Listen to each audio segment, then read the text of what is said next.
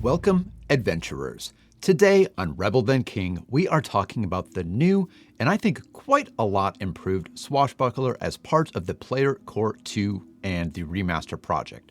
First, a couple of housekeeping notes. Paizo did give me an advanced copy of the Player Core 2 rulebook, so this is not an endorsement or a sponsorship with them.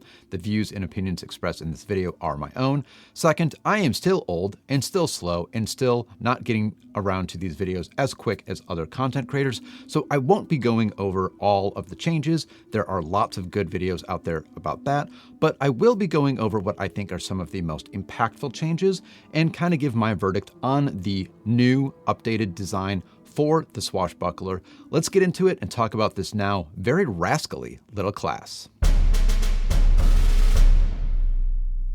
As always, we should first talk about the way that things used to be for the Swashbuckler. Going over Panache, because it is the core mechanic of this class, and it used to really be the only mechanic of this class. So first of all, Panache is a state, and you don't have it at the start of an encounter. You need to do something to gain Panache. This is, again, in the old system. You would have to do one of three things. You could tumble through, you could do something specific to your subclass, like demoralize or feint or perform an athletics maneuver like shove or grapple or trip, and then you could do something particularly daring that your GM would say, hey, that is worthy of Panache. What did Panache used to do for you? Well, once you gain Panache, lots of good things happen. First, you would get a +1 bonus to tumble through, to do that thing related to your subclass, and then you would get a speed bonus as well. You would also add 2 additional damage to any strike that was using an agile or finesse melee weapon or an agile or finesse unarmed attack. And finally, you would be able to use finishers, which are very powerful strikes that even deal some damage on a miss. And the thing is, with the old design for the Swashbuckler, if you didn't have Panache, you didn't do anything, basically. You had no combat bonuses above just being able to use martial weapons. You had no static damage bonus. You didn't have a better ability to perform any checks or to attack rolls or speed or anything. And this meant that, well, you really needed Panache, and sometimes you would try very hard to gain it and spend multiple rounds in an encounter just trying to gain Panache, failing to do so, and ultimately failing to contribute to the combat. And this is because, well, it wasn't just due to bad rolls, though that certainly did affect your Swashbuckler play, but sometimes you couldn't gain Panache, like you just mechanically couldn't. Let's say you were a braggart who needed to demoralize, or could demoralize, to gain Panache, and you were fighting mindless creatures. Demoralize doesn't work. And then maybe due to the positioning on the battlefield, well, you can't really tumble through. Maybe it's a tight corridor and they're standing in a line or something like that. And then, sure, you always had that daring thing, but usually that was a low probability of succeeding type of thing, and you needed to convince your GM that it was daring enough to gain Panache, so you were often stuck, basically kind of not helping. I say bravado and you say bravado. No one says bravado. Don't say bravado. It's bravado. And you should say it now because technically all of those actions to gain Panache now carry the bravado trait. And the way it's explained is you gain Panache by performing actions with the bravado trait. It goes on to say that tumble through and additional actions determined by your Swashbuckler style, your subclass, gain the bravado trait when you use them. And additionally, the GM might determine that a check to perform a particularly daring action, give some examples, can gain the bravado trait. So overall, mechanically, it's the same, but it is described a little bit differently, and I do like the addition of this bravado trait. And now for something that is no longer part of Panache, the bonus damage, the static damage from precise strike. This is not something that you need Panache for anymore. You simply gain 2 points of extra precision damage when you strike with an agile or finesse melee weapon or unarmed attack all the time. This is huge. Finally, the Swashbuckler doesn't absolutely need Panache in order to provide a little bit more mechanical advantage on the battlefield. You are instantly rewarded for using those lighter agile finesse weapons. And now for another huge thing that is also no longer part of Panache. You now, due to a class feature called Stylish Combatant, well, you gain a permanent +1 circumstance bonus to all checks that have the bravado trait while in an encounter. So you're in an encounter and you want to tumble through. You have a +1 circumstance bonus to do that. You want to bon mot as, is that the wit? Yeah, that's the wit swashbuckler style. You've got a bonus to do that. You make up a super daring action. You want to jump off a chandelier and your GM says that will give you Panache that has the bravado trait. You get a bonus to do that. And you know what? This is very fun, first of all. It highly encourages you to do all of these types of things. It gives you a mechanical bonus to do that. It makes you mechanically better at it than other classes, which is something that the Swashbuckler kind of lacked before. Some people would say, I'd rather just play a rogue or some other class that has better mechanics and just flavor it and say that I'm a show-off like a Swashbuckler. Now the Swashbuckler mechanically is that show-off. Another thing that makes so much sense about this is these are things that have the bravado trait, remember, which, when successful, will give you Panache. So you have a bonus to gain Panache, whereas before the other way around was you had to do these things to gain Panache, but then once you had Panache, you had a bonus to do that. Well, I mean, sometimes that would be helpful, like if you wanted to feint as a fencer to gain Panache, well, you would probably feint again after having Panache, and having that bonus would be nice. But for a lot of others, that made no sense. Let's say there's only one creature on the battlefield, or maybe there are two, and you've demoralized one and both, and you gain Panache, and now you can't demoralize again because creatures are immune for 10 minutes. Like, that +1 to demoralize that you got from Panache isn't helping at all. So it makes so much more sense, first of all, for the show-off, braggadocious kind of fighter to have a mechanical advantage to do that, and then also to have an advantage to do the thing to get Panache, rather than only getting that advantage after you already had Panache. But now, back to Panache and what it actually does do for you, because if you've just noticed, I've just talked about the things that have been stripped away from Panache. You still do gain that speed bonus from Panache. One minor complaint with the rulebook that I have here is that this is actually presented in the Stylish Combatant part of the text, which is a few paragraphs after the Panache text, and it's not really part of Stylish Combatant. I get it. It is showing how stylish you are, and speed is, part of that. So that kind of makes sense, but I could see it being easy to miss. I, in fact, knew or remembered that this bonus existed under the old system, and I was like going back and rereading in preparation for this video, and I was like, I cannot find where this is listed, because I was looking under Panache, and I remembered it's tied to Panache, and I was like, oh, it's no longer listed under Panache, it's listed somewhere else. So it's mechanically just fine, but I think the rulebook organization just should be flipped around a little bit there. And another thing that has not changed is that you can only use your finishers when you do have Panache, and that using a finisher causes you to lose your Panache. You still start with the confident finisher as well.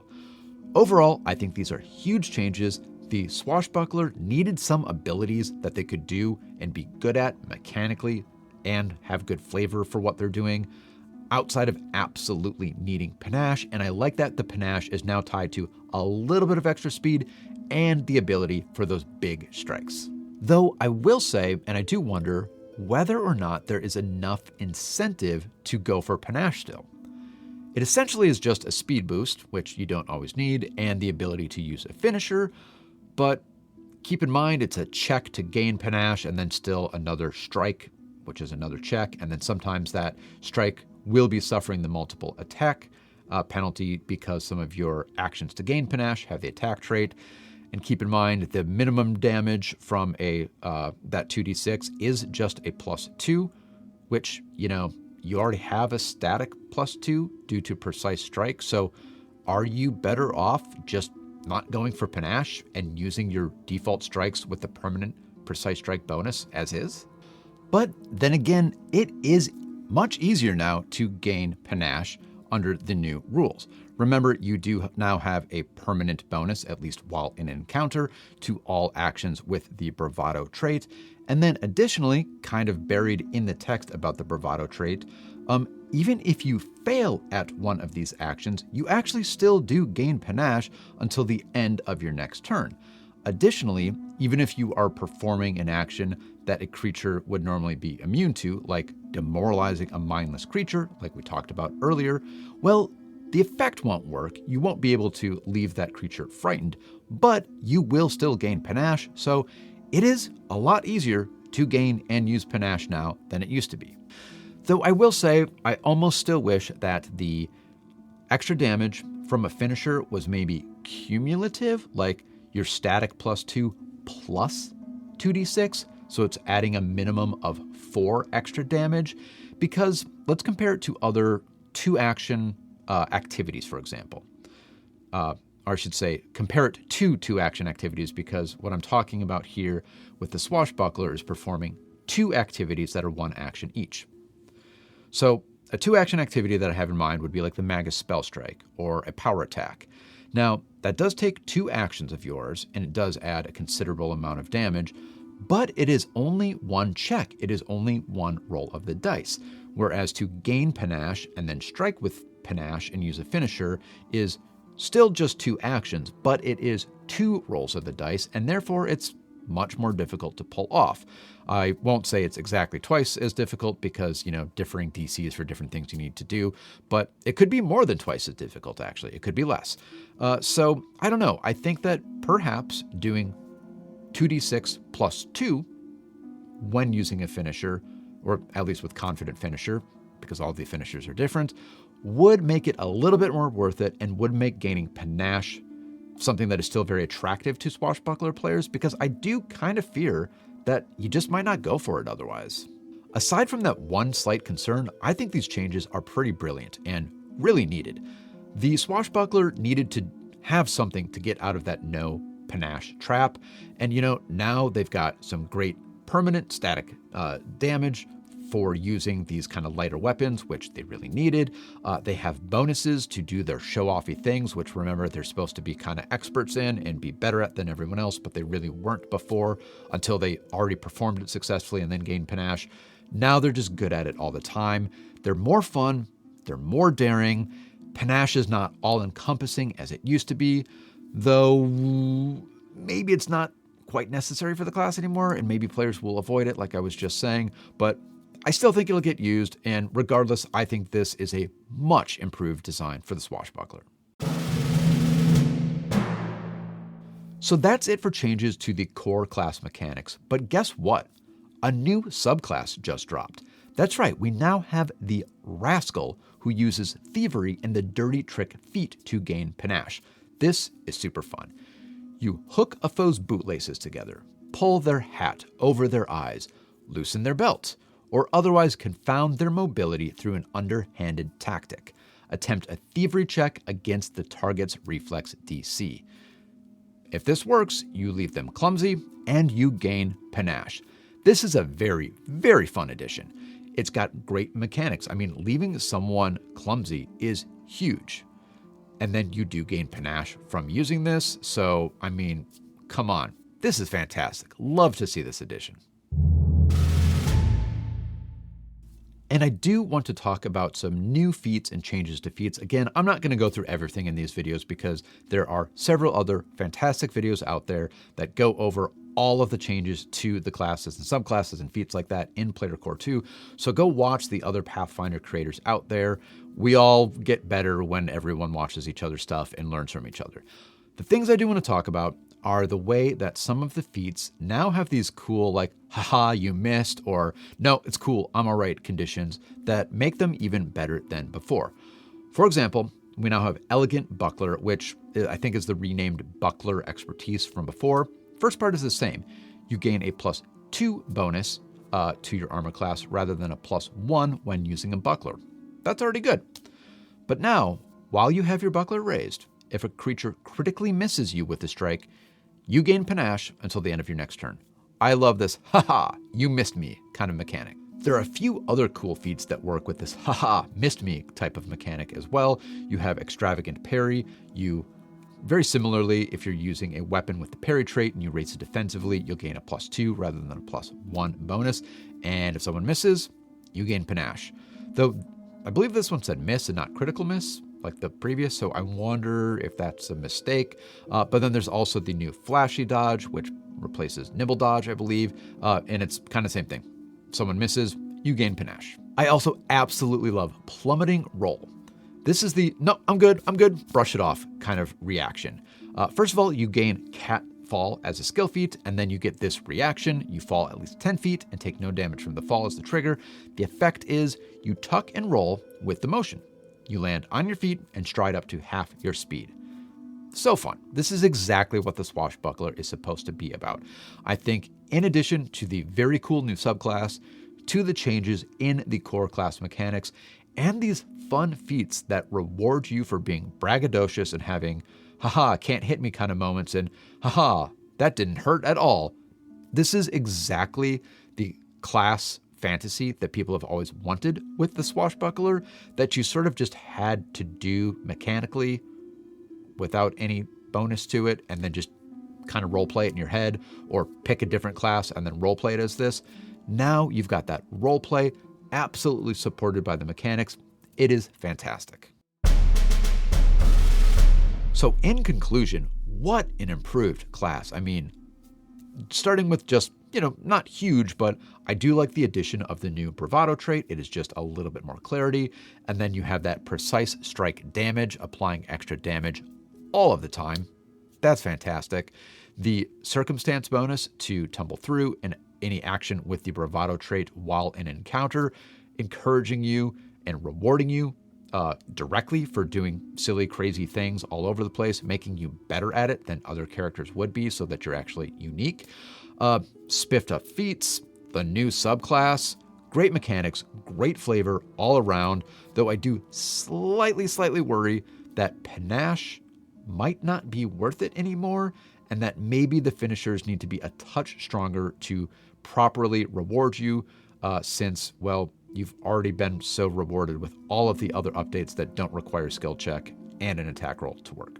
Well, what do you think, adventurers?